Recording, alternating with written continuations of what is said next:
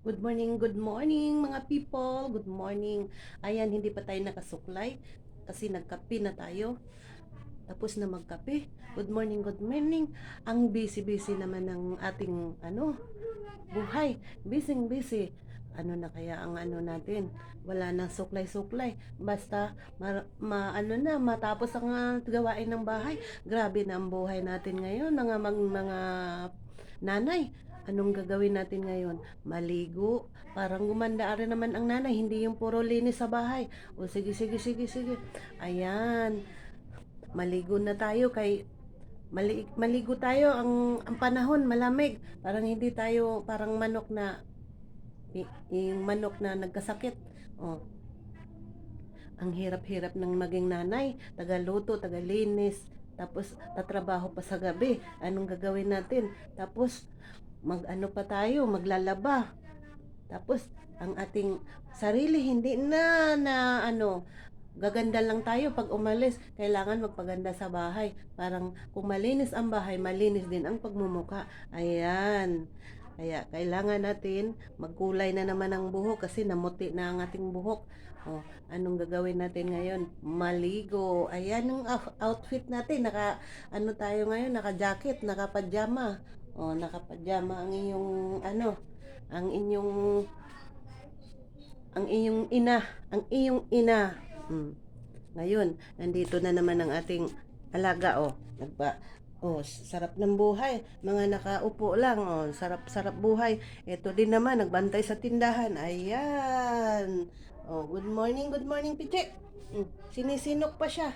Sinisinok. Ngayon, may araw na ang ating may araw na, may araw. Ang hirap. Mm.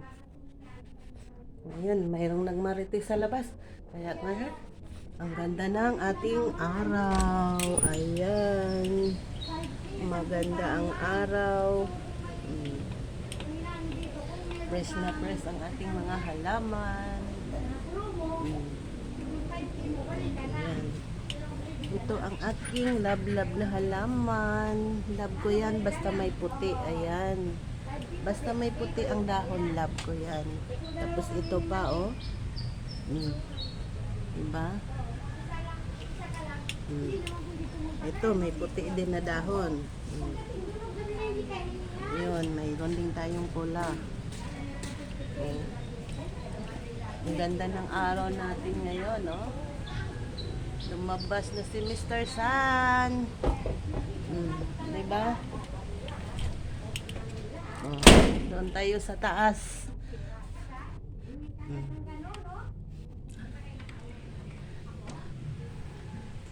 Ayan ang inyong Inday Bikay. Tuyong-tuyo ang sinampay dahil sa init. Ayan na si Mr. Sun. Tutok. Tutok si Mr. Sun. Ayan ang ating halaman na bilad sa araw. Nakapagsampay na tayo, tuyo ng mga sinampay. Kasi kahapon pa yung sinampay natin. Nakapaglinis na tayo. Oh, wala na yung natutulog dito. Si Papi at ang aking anak.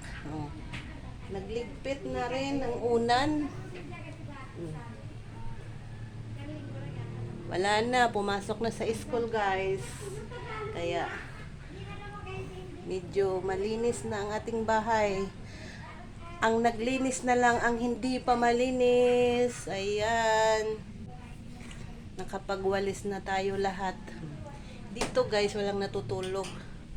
Oh, tinataas yung unan ng aking anak kasi yung alaga natin dito nahiga. Dito nagpapahinga, akala mo tao. Sut pa, hindi pa nalinis, 'di ba? Ganito ang buhay natin. Wala pa tayong ligo kaya maligo tayo.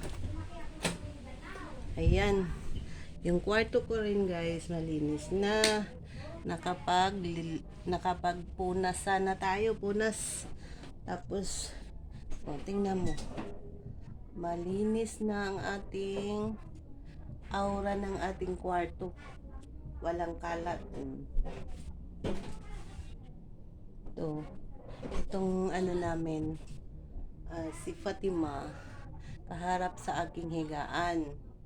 Mayroon tayong Bible, mayroon tayong candle. Ito ang kwarto ni Inday Bikay. Pasing tabi, ayan, may arinula si Inday Bikay, hindi pa, yan na lang ang trabaho ko guys, magtapon ng ating pinag-ihian. Sa pasintabi sa mga kumakain, nag-almusal, no? O, kala mo, yung higaan may sala, may unang maliliit. Dalawa-dalawa pa ang kumot. Malamig guys. Wala kaming aircon guys.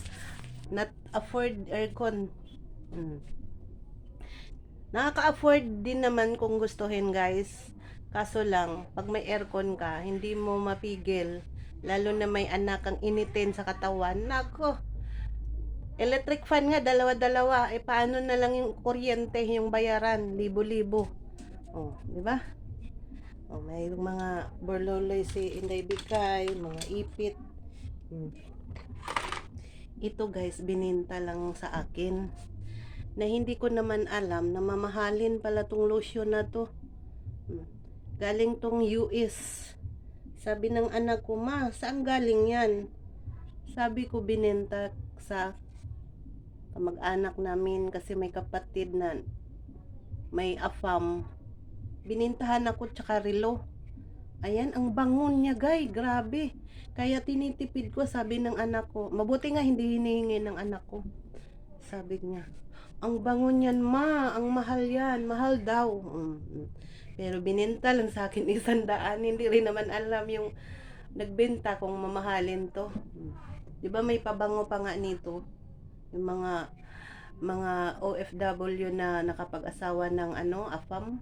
Bibinta sila, nagpo-promo ng mga pabango, ang mamahal, tag 1.5. Sabi ng anak ko, ma, ang bango. Kahit hindi ka na magpabango, nagpromo, di ba? Ang bango niya, tapos binintahan ako ng relo, Chanel, pero hindi naman as in original. Alam naman namin yung original o hindi. Kahit mahirap kami, alam namin, di ba? Kaya grabe talaga. Nakatikim lang tayo ng bigay ng mamahalin. Kahit pa paano may best friend tayo ng galing ibang bansa, nabibigyan tayo ng mga original. Ganyan talaga ang mga taong mabait, kaya maging mabait kayo. Pag ganito lang ako, pero nung sa Bisaya pa, imported ang mga binibigay, mga damit, mga Adidas. Ganyan ang mga mabait, di ba? Pero ang namimigay yung mga classmate dati guys, mga nakasawa ng APAM. Ayan ang weather natin. Ito ang ating kapitbahay. Nagdidilig. Ayan. Ayan, nabuhay na ang ating dito guys. Oh, malunggay. Sana mabuhay ka, lumaki ka. Ayan. Bisita ko lagi yan guys.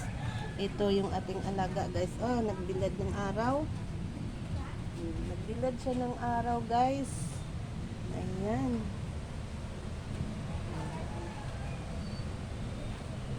Ayan ang snake plant natin. Tapos may halong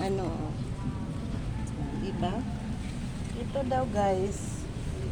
Swerte daw to guys. Ang laki niya na guys. Natuwang-tuwa ako nito guys.